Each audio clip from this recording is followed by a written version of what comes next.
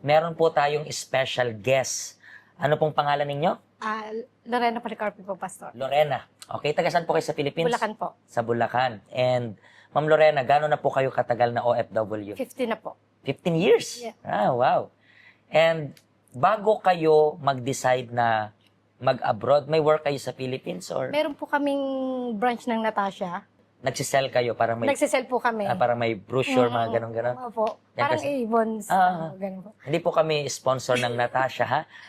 Pero hindi, naalala ko lang kasi when I was bata pa, yan din yung sapatos ko. And yan yung pinagkukunan nyo ng income. Apo. And At then, marami po kaming members.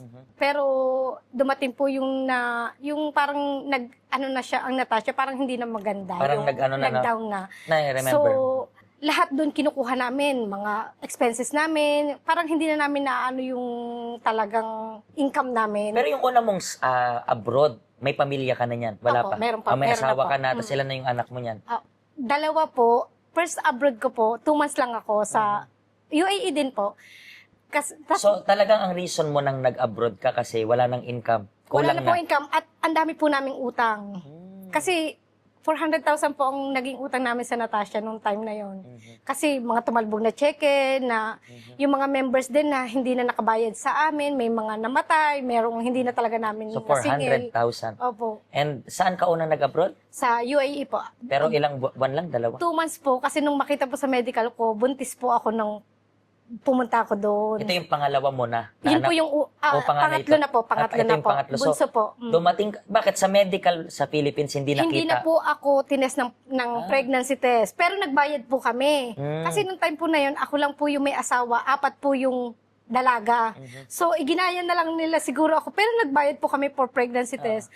So, kasi doon po, hindi katulad dito sa Hong Kong na pagkadating mo, talagang i-medical ka na at doon, pwede ka mag-stay ng 2 months bago ka nila i-medical. So, after ng 2 months na medical, nakita na buntis ako. And then, pinauwi ka? Then, nag-stay pa po ako ng ilang linggo sa Bahay na agency. sa agency, hindi na sa amo. Gusto po akong i-ano ng amo ko, pero dahil nag-i-spotting po ako, dinala na talaga ako sa agency kasi baka daw merong mangyari pa sa akin sa bahay nila.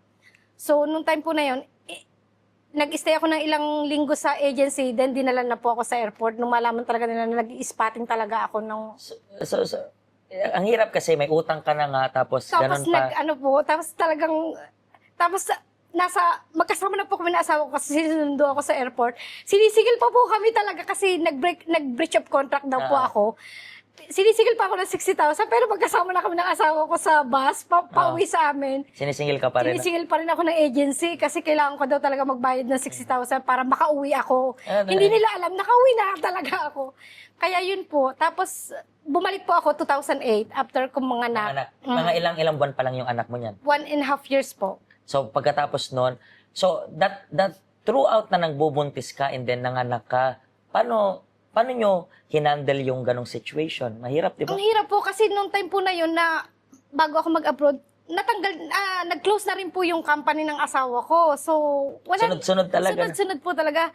Kaya sabi ko, ang hirap talaga, as in ang hirap hanggang sa, pero nung time na yon siguro alam ng anak ko na hirap kami. As in, hindi talaga niya ako pinahirapan sa pagbubuntis ko kasi sa dalawa ko maarte ako ang dami kong gusto. Ang next mong abroad is saan na? Doon pa rin? Doon pa rin po. Pero ibang amo? Opo, kinuha naman po ako ng hipag ng kuya ko. So, UAE pa rin? UAE pa Pero rin po. naka-stay ka doon ng ilang years? 6.5 years po. 6.5 years. And then within that 6.5 years, nabayaran nyo yung mga utang nyo? Yes po. Within Nabayaran 6.5 po. years? Pero nabayaran lang, pero wala pa rin. I mean, walang Walang natira. ipon, Kasi nung time din po na yun na, kasi 4.5 years ako sa bahay, 2 years po ako sa restaurant. So, nung nasa restaurant po ako, wala po talaga akong naipon kasi nung time na yun, yung bunso ko naman po, meron po siya yung, para po siyang sa bato, may sakit po siya. So, lagi namin dinadala siya sa specialist kasi, Pero bakit di ka na, within this 6 years dito sa UAE, ba't di ka na nag-renew again? kasi nga po sabi maganda raw po magtrabaho sa labas. So, nag-restaurant po ako. Wala rin naman po palang, mas maganda pa pala sa bahay. So, hindi na po ako pwede bumalik kasi nakakuha na sila ng iba. So, next niyan dito na sa Hong Kong. Opo. Bakit Hong Kong naman yung next talaga? May friend po ako na nagsabi na meron daw agency siya na naghahanap ng mga aplikante kung gusto ko lang daw. Pero hindi ako nagtanong ng about sa salary, hindi ko. Kasi nung time na yun, parang hirap na rin na naman kami kasi lumalaki na yung tatlo.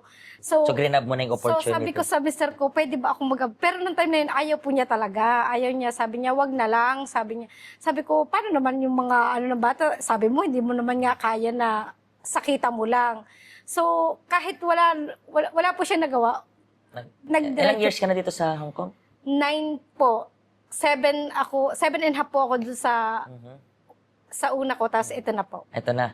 And so far, kamusta na may experience mo dito sa Hong Kong? Yung experience ko po sa una ko, okay naman po sana eh. Pero nung 7 mahigit na po ako sa kanila, doon na po yung nag-start na nagkaroon kami ng, kasi po, Parang nag-iiba na sila. nag-iba lang po sila noong, kasi po, nagkaroon ako ng lump sa breast ko. Then, syempre, kahit sino naman kung mag-iisip ka kung ano yung, ano ba to, bakit meron ako. So, nagsabi talaga ako, nung time na yung magpapasko po, nagsabi ako sa amo ko na kung po pwede ako magpa-check up kasi may nararamdaman talaga akong bukol at saka masakit po talaga yung part na. So, sabi niya, okay, sabi niya magpa-check up ka. Nung time po na yon 2 mm yung laki ng ano, pero sabi nang tumingin sa akin, kailangan kong pumunta sa specialist sa breast kasi hindi naman talaga sila specialist. So, nung time po na yon, ang specialist po sa public hospital ay kailangan yung mag-line up. Magpapadala pa sila ng email. So, sobrang tagal ng proseso. So, nakita siguro po ng amo ko na parang isip ako ng isip kasi hindi ko alam kung ano yun eh. So, sabi niya, sige, pumunta ka na lang ng private para mas madali. Pero, nagpa-test na po ako at nung dumating po yung test, both na siyang meron. Mas malaki na at ito naman, yung Ano nangyari? So, nung time na yon, sabi kinausap ako ng amo ko, sabi niya, Lorne, what if cancerous? Doon sila nag-worry, di ba? Ano daw po yung gagawin ko? So, sabi ko, hindi pa po man ako nagsasalita. Siya na yung nagsalita. Sabi niya, kasi kung siya daw, hindi na siya magpapagamot. Kasi mamamatay din naman daw tayo. So, ano daw po yung use na magpagamot pa? Advance siyang mag-isip. So, sabi ko, Ma'am, meron po akong pamilya sa Pilipinas na naghihintay sa akin. So, siguro naman kahit 1% lang yung alam ko na igagrab ko yun. Kasi kailangan ko magpagamot. Kasi di po ba sa atin, pag life and death na lalabas at lalabas kahit wala kang pera. So, sabi ko, ipapagamot ko po to kahit pa 1% yung chance ko na mabuhay. At least inilaban ko, sabi niya, it's up to you, sabi niya nga. So parang, sabi ko, sa 7 years ko, bakit? Parang wala akong, bahala ka lang. Sa totoo lang po, Pastor, sa tagal kong sa kanila, pamilya, naramdaman ko po talagang pamilya yung nila sa akin. Kasi, hindi naman po ako magtatagal ng ganun na hindi.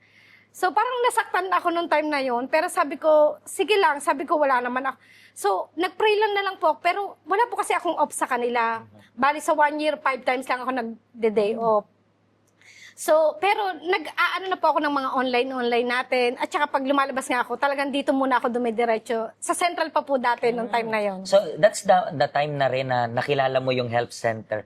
Yung time ng kasagsagan na para may bukol ka. Hindi po. Meron po kami naging kapitbahay na nag-evangelist din. Tapos, binigyan niya po ako ng flyer. Sabi niya, gusto mo nung time po na yung night vigil, saktong wala ang amo ko. Sumama ako ng night vigil. So, doon po nag-start. Pero dahil nga hindi ako nagde-day off, so on and off lang. Pero tingnan mo, sinasabi mo na even online. Kasi, imagine niyo po yun. Diba? I was even thinking yung nagkaroon ka ng bukol pero still parang palaban ka pa rin. Diba? And yan po yung kailangan ng mga kababayan rin natin. Kasi minsan, tingnan, magkaiba kayo ng reaction ng amo mo. Kasi minsan, may mga taong nagpapadala na, nako, wala nang pag-asa yan. Pero ikaw, sabi mo, I keep on praying. Malakas yung loob ko. Malakas yung loob ko. And eventually, kamusta na yung bukol na yan ngayon? Pastor, negative po talaga siya. Nung lumabas po lahat ng test ko, lahat po negative. So, nung time na yun, ang amo ko, wala na siyang maano kasi negative ang lumabas, pero nagbago na talaga siya sa akin. Kaya, na-feel ko na talaga na iti-terminate niya ako. Kaya nung time na i-terminate niya ako, positive na ako.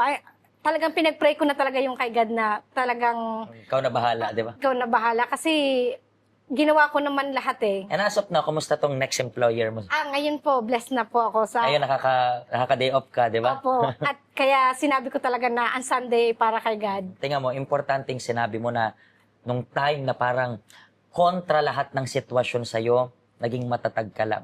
Kasi kayo po na mga kababayan naming Filipino, kababayan, siguro same ka rin niya. Meron kang iniindang sakit, may iniindang kang karamdaman. And remember this, ang unang bibigay, pag-asa, pagkatapos katawan. Huwag niyo pong isipin ang unang bumibigay katawan, sunod yung kalooban, no? Ang unang bumibigay loob. Siguro may sakit ka po. Siguro cancer at nawawalan ka na ng pag-asa. Kasi doktor mismo, sino ba naman kokontra sa espesyalista? Pag sinabi ng espesyalista sa atin na may sakit kang ganito, sinong kokontra sa kanya? Espesyalista yon. Pero tandaan mo po ito, ang espesyalista ng espesyalista, walang iba kundi yung Diyos. I'm not talking about yung religion dito.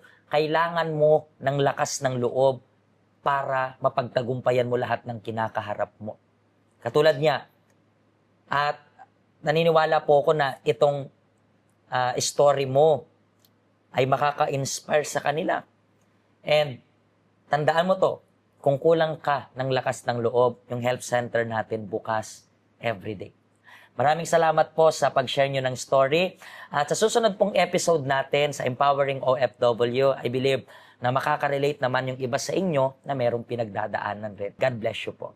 Hello, ako po si Pastor Joshua dito po sa UCKJ Help Center dito po sa Hong Kong. At yung mga napanood nyo pong testimony ay mga testimony ng mga OFW dito sa Hong Kong. Pero I believe makaka-relate rin naman kahit nasaan po kayong bansa. Basta OFW. Ang help center po natin ay walang pinipiling religion. Base na rin po sa name, Health Center. Kung kailangan nyo po ng karagdagang information, nandito lang po sa baba lahat ng information na kailangan ninyo. Kontakin nyo lang po kami at magiging masaya po kami na matulungan ka, ma-assist ka, nasaan man po kayong bansa. Pagpalain po kayo ng Diyos.